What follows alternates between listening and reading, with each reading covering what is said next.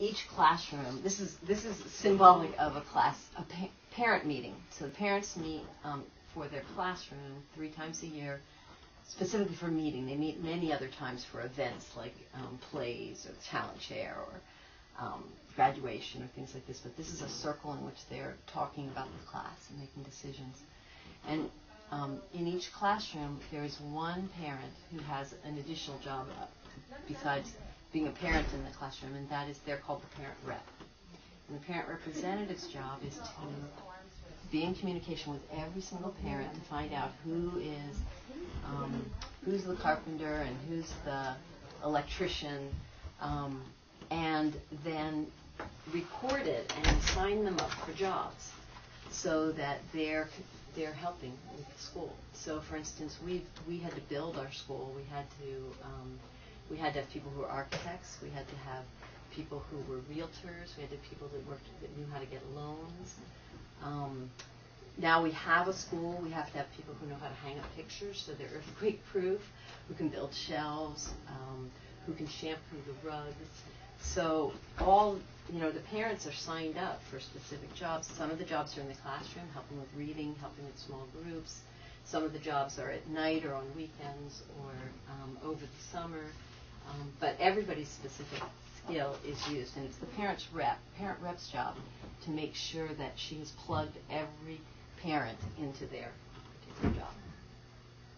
So, how do you keep them all going? Because we expect the parents to work about 3 hours a week. And, of course, some parents are shy or nervous or really busy, and so maybe they would slip out and, disappear, and then they wouldn't be part of the community. Each classroom has their own parent rep, and the parent reps have their own little separate meetings. So this is a parent rep from the kindergarten, the 1-2 class, the 2-3, the 4-5, the 5-6, and the 7-8.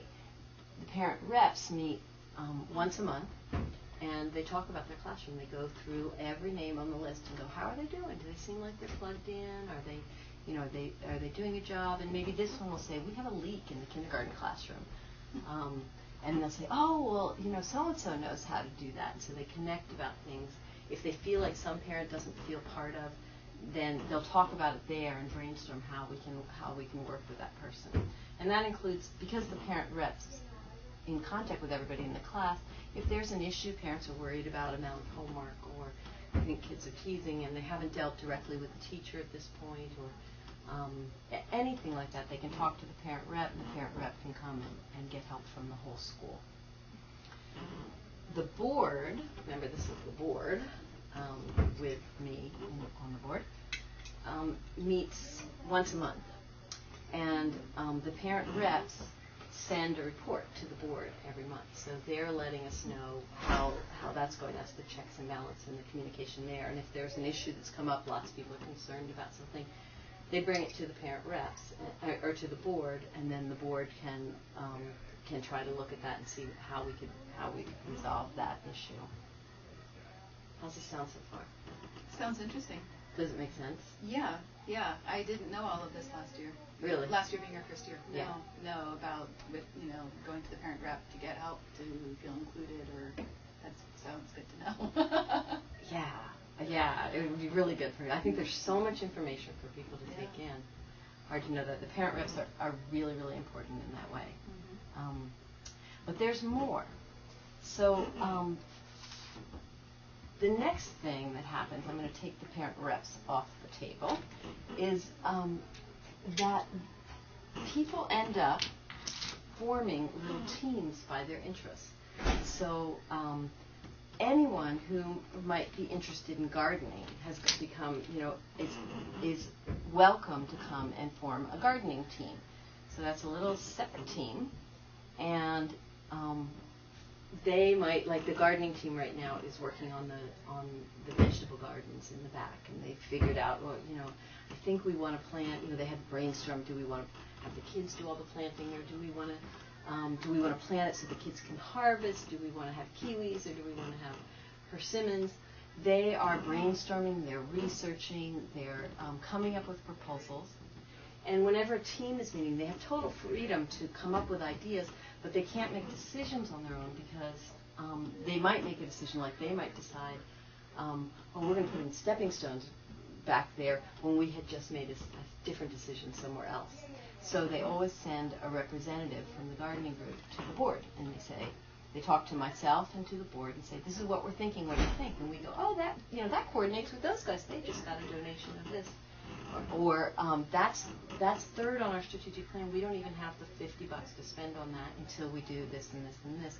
We communicate with them, and then they have the okay to move ahead with something. So for teams right now, and teams change over the years, we have a finance team, and that has about 6 or 7 parents, some who own their own business, some who are bookkeepers, some who are one's a CFO, one works for a computer. They just like numbers.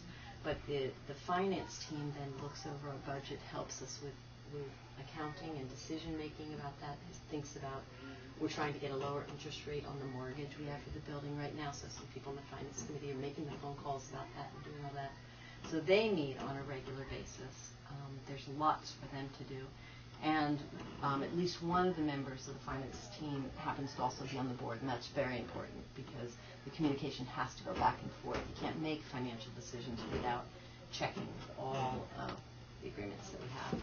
And then we have a fund development team, a team that works on raising money for the school and makes decisions about that. And they meet in the same way in a circle and then send representatives back and forth to the board. We have a diversity team right now. We have a courtyard team. They look at this is the garden team does the vegetable gardens, and the courtyard team does the landscape, the beautiful trees and plantings that are out there, the watering system, and like we're doing a tile project on the walls out there. So they're brainstorming, they're coming up with ideas, and then they're coming to the board and to me to find out, do we have funding for that? Is that okay with everyone? Is there, some of them came up with a vine that they really, they were like, yes, we want to put this all over the walls. And at the board level, we knew that there were several children that were